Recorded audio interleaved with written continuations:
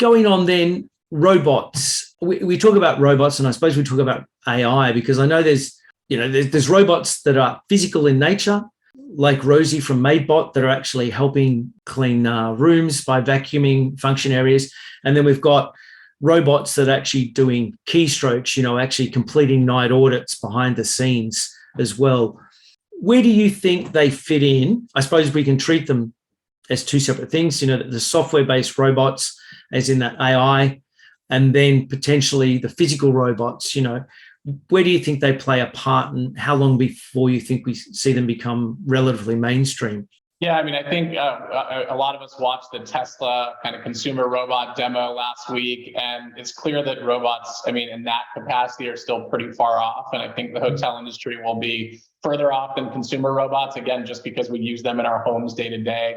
And if they could provide that kind of convenience and value, it's going to add so much more value at home than it would in a hotel environment. So I think that kind of futuristic robot concept will take time. To your point about, keystrokes, I think robotic process automation is a huge value add. There's so many manual reports, exports, transfers of data between systems that can all be automated and are being automated. And so I think that's happening in a huge way. We're seeing you probably saw Actable. So it's the combination of Alice, Transcendent, Hotel Effectiveness, and Profit Sword. And so they're basically taking the data from the input systems, like a labor management system, and correlating it with the data in a P&L from Profit Sword. And so now you can actually see how changes in labor are affecting your cost of labor on your P&L in semi-real time. And this is still early days, but that's something that a management company would have had a team of analysts trying to do in the past. And those analysts would have spent most of their hours on data entry and standardization and cleaning.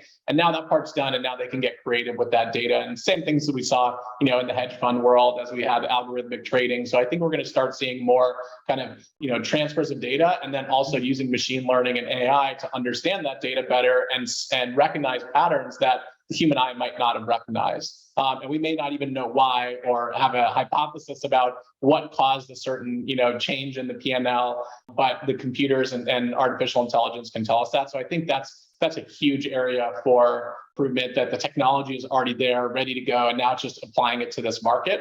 I think when it comes to kind of, I would say, dumb versions of the Tesla robot, so the robotics are really taking hold in repetitive, highly labor-intensive environments, so factories, those kinds of factory line environments, industrial settings, where it's a really challenging work environment, really repetitive process, and really taxing on the human body. And so I think when you look at hotels, one of the hardest jobs obviously is housekeeping, but housekeeping requires so much nuance with different room types and different, every room is different. Every room is in a different condition. Every turn requires, a different level of service. And so I think it's still a ways off before we have a housekeeping robot that could really make a dent in that role. I think in general hospitality, I think that somewhere like a multi-location franchise business like McDonald's or Chipotle, those types of environments will be the first hospitality businesses to see more of that robotics coming into it, because it's really like a factory line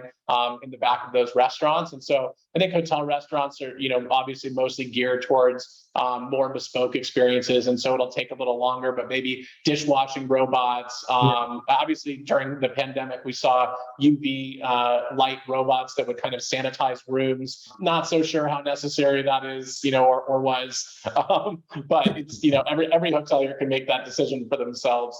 But I think those kinds of environments and specific use cases are where we'll see it in terms of physical hardware robots. Yep. Behind the scenes, as you said, dangerous, dirty, and repetitive tasks. Yep. Yeah, definitely.